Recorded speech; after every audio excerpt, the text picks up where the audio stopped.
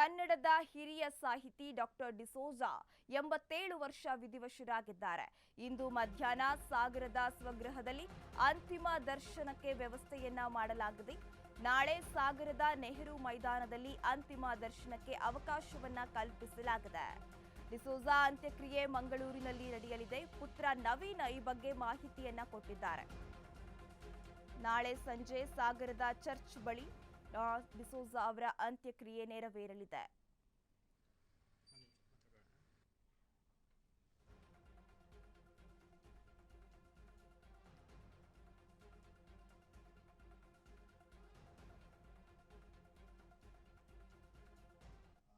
ನಮಸ್ಕಾರ.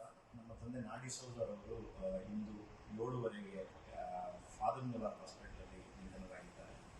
ಅವರ ಪಾರ್ಥಿವ ಶರೀರವನ್ನು ನಾವು ನಾಳೆ ಮಧ್ಯಾಹ್ನ ಸಾಗರದ ನಮ್ಮ ಸ್ವಗೃಹದಲ್ಲಿ ಸಾರ್ವಜನಿಕರ ವೀಕ್ಷಣೆಗೆ ಇರುವಂಥ ವ್ಯವಸ್ಥೆಯನ್ನು ಮಾಡ್ತಾ ಇದ್ದೀವಿ. ನಾಡಿದ್ದು ಟೌನ್ ಹಾಲ್ ಇಲ್ಲಾಂದರೆ ನೆಹರು ಮೈದಾನದಲ್ಲಿ ಅದು ನಮ್ಮ ಕುಟುಂಬದ ಒಂದು ಸಲಹೆ ಮೇರೆಗೆ ನಾವು ಪಾರ್ಥಿವ ಶರೀರವನ್ನು ದರ್ಶನಕ್ಕೆ ಎಲ್ಲಿ ಇಡುವುದು ಅನ್ನೋದನ್ನು ಡಿಸೈಡ್ ಮಾಡಬೇಕಾಗಿದೆ.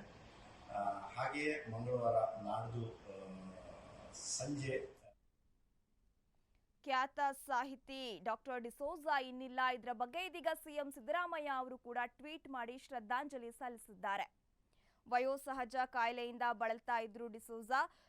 ಮಂಗಳೂರಿನ ಫಾದರ್ ಮುಲ್ಲರ್ ಆಸ್ಪತ್ರೆಯಲ್ಲಿ 2 ತಿಂಗಳುಗಳಿಂದ ಚಿಕಿತ್ಸೆಯನ್ನ ಪಡಿತಾ ಇದ್ರು. ಆದರೆ ಚಿಕಿತ್ಸೆ ಫಲಕಾರಿಯಾಗದೆ ಡಿಸೋಜಾ ಅವರು ಸಾವನ್ನಪ್ಪಿರುವಂತದ್ದು.